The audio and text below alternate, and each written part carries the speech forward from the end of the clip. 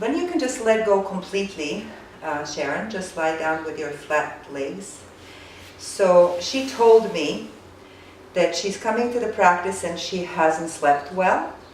We know that. And you know, if you don't sleep well, you kind of feel a little bit foggy or cranky, whatever. Also, what I'm noticing, and what I've noticed and told her in a previous session, is that there is a little bit of lordosis in her back, which causes the rib cage to pop forward, and probably creates the tightening in her shoulders. But also, what I'm noticing right now, that there is a little hyperextension in her knees. Right? All of these things are just something we're noticing, right? And she knows that. And what I'd like to do first is to connect with her breath. So I would tell her to breathe down and breathe up, and then breathe at the same time, kind of from the navel going down and up, on the in-breath from the navel coming down. You see, she's already having it. And you know, beautiful thing is about this is that you can see through their t-shirts. She doesn't need to tell you anything. The clothing will tell you everything. So you can see the reverberation that goes out. You can see it, eh? And look where she's folding back down. It's right in her belly. Isn't it beautiful? So that tells me she is really breathing here. She's not breathing here. So I am just now, with my hands, gonna enhance her cell's memory of the navel radiation, which is basically in utero. So I'm going to ask her if it's okay to touch her. It's okay to touch you. Mm-hmm. And sometimes, often, it's good if you see a person for the first time to just touch them anywhere in their bones. The bones are safe. Anything soft is a little bit too intrusive. The bones are always safe. So you can touch the bones here, the bones here. Just kind of say hello to the body. And even, sometimes people say, yes, you can touch me, but their body's saying no, so maybe there might be abuse or anything. It happened in the past with me, that they're not even aware of. So then what I do, I sometimes even, my body quietly asks her body if it's okay if I enter the space. And you will feel it. If the body says no, then you just be a little bit more cautious, and her body said yes, very much so. I mean, I can just feel that kind of more of a sense of welcoming and openness. Then I will say, okay, I'm going to just like gently sweep my hands throughout your body, and I'm going to start at the navel, because everything started here, everything.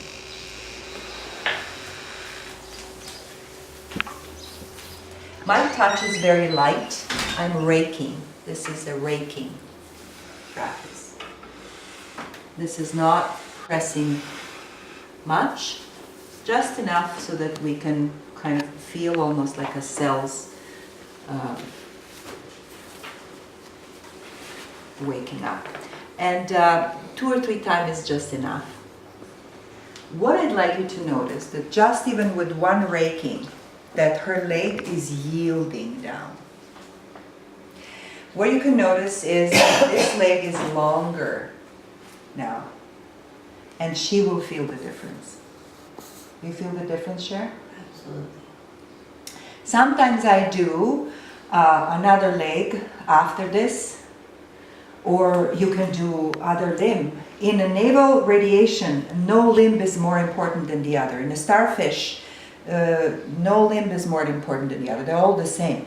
The head is the same as the leg, the tail is the same as the leg, and she has 6 limbs. She has tail, head, and those 4 limbs. So in other words, you don't have to follow the sequence. You can just do anything.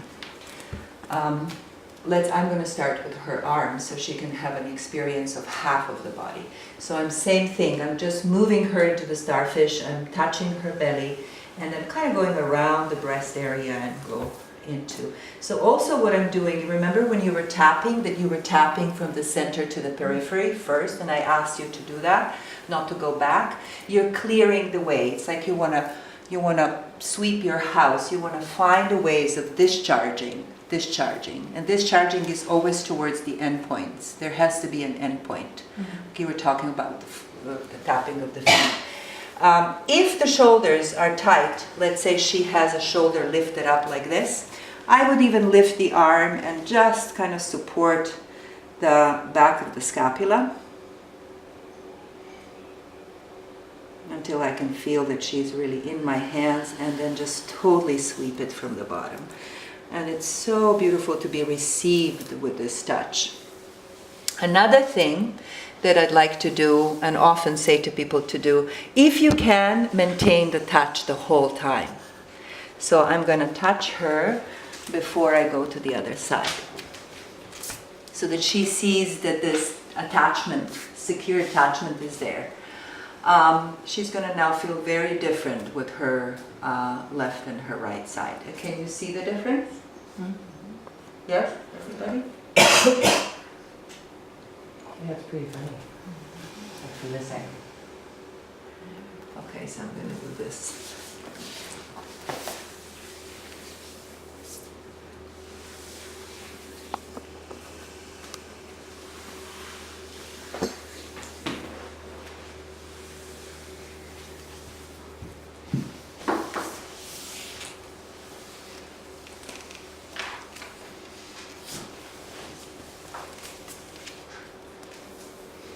I don't have any agenda. If I have any agenda, she would feel that and she would not relax in her body. Also, I have to be very relaxed in my, connected with my navel. If I'm not, she would again not relax completely. So you see how this arm is a little bit more yielding than the other arm, which tells me that there is more holding there, so probably some injury was there, because this arm is trusting me more than the other arm. And I'm just gonna do the same with this arm. I'm just gonna hold her scapula and kind of sweep it from underneath.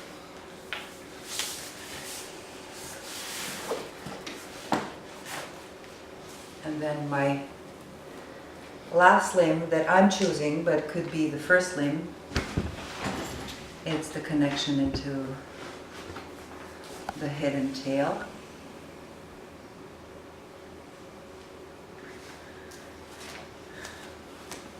And here I can be more active in a sense that I can work with their hair. So I usually ask if I can remove this. Okay. Hold the very, very base of the occiput.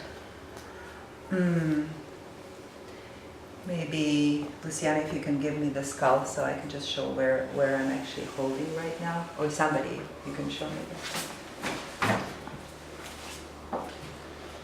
What was that? It was strong ripples. Beautiful.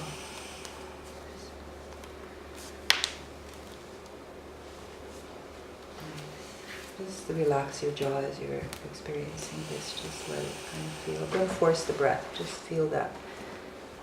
It's a strong reflex in the belly. Just feel that.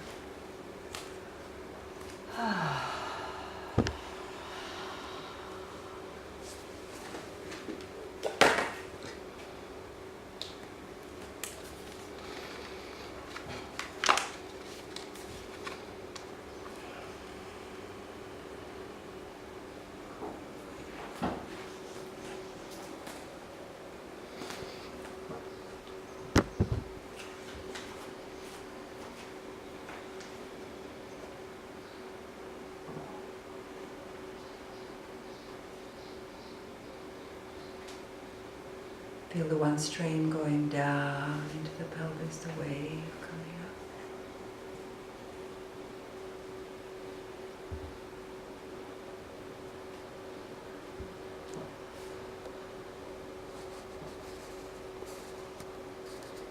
Beautiful. And you can feel the discharging. You notice how the belly was just kind of creating this reflex for the breath. Might be psychosomatic, might be totally whatever, she can tell us later if she wants to. But you see that this kind of a pulsing of the, like an animal sometimes when it's in distress can do that, or when there is a discharge and release, whatever it may be. But what happens is I didn't move my hand at all, and at some point the breath, I just give instructions to breathe calmly, to feel that flow of the breath. And then what I'm noticing right now is that there's a little bit of jerking in the head. And that's usually the sign that the discharging has happened. Like I said, something goes like this. It's just like anything that was stuck in here, it just got electrically connected into the back of the skull, and this is where it released. It's so beautiful. And she's just held, like I'm holding her skull like I would hold a skull of a baby. She's only still breathing is in her navel at the moment, connected. Yeah, her breath is just relaxed, going down and up, like I was telling her. Yeah, and now I can start giving instructions in her breath going into every limb, so it feels like the ocean, like she's splashed with the ocean waves. So you can feel like you're splashed by the ocean wave, going out into the end points, and from there coming back, and just feel that everything is coming and going from the navel. You can really feel that every cell in her body is breathing right now.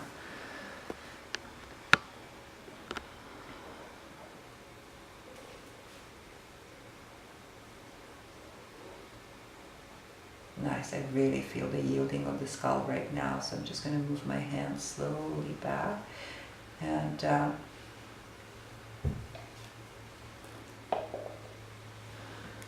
just like really support this kind of ends of her antenna. In Kundalini Yoga we say that hair is like our antenna. That's why we don't cut it sometimes.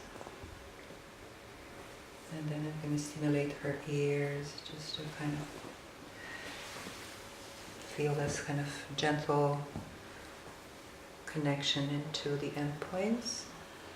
And maybe even do a little gentle tapping around the eyes, the orbit of the eyes, upper lip, lower lip, and then down into the pathway where the lymph is leaving the body. So just kind of supporting the lymphatic drainage.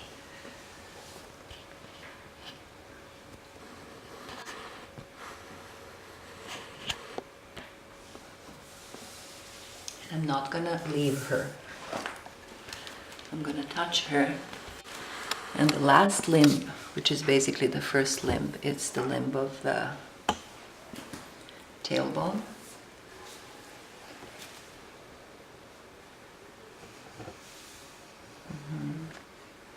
You can just see that if this relaxes just a little bit.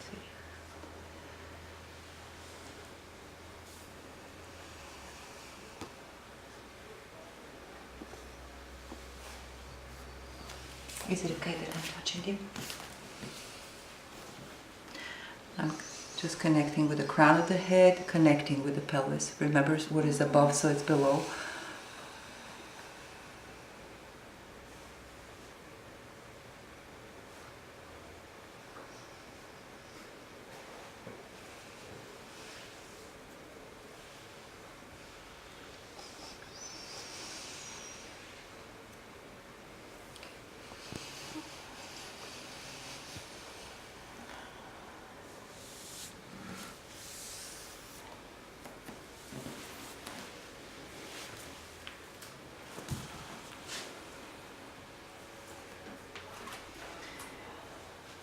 I'm going to connect with what is very important connection is between the head and tail.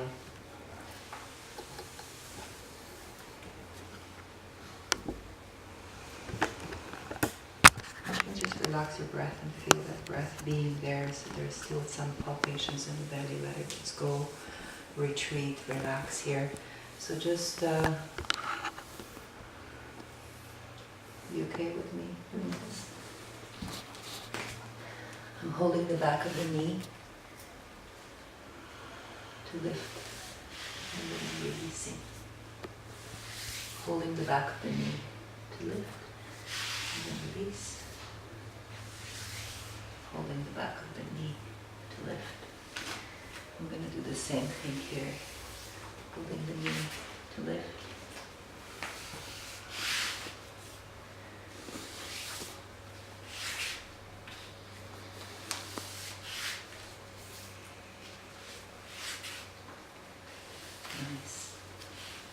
lift the knees in. And I'm just going to move her into the side. I'm not leaving her with my hands on here. I put my feet against her feet and kind of make her into this pose, which is basically the fetal position. And I'm going to support her without leaving her, just as much as I can, have this amniotic sac quality, and then hold her tailbone and just give a very gentle movement between the head and the tail. And she will move in as much as she wants to. So I'll stimulate this movement through the spine, just kind of reminding that these fluids are there.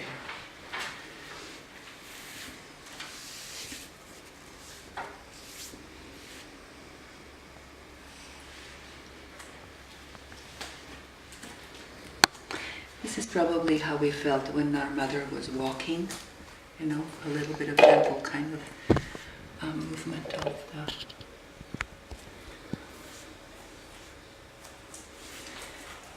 Now when I was saying what was above, so it's below, so what is here in the sphenoid reflects what is here, and the pathway is open.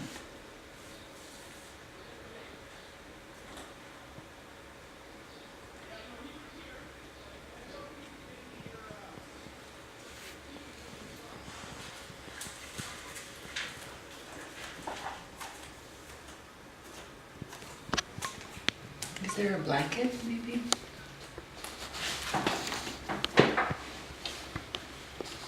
Nice.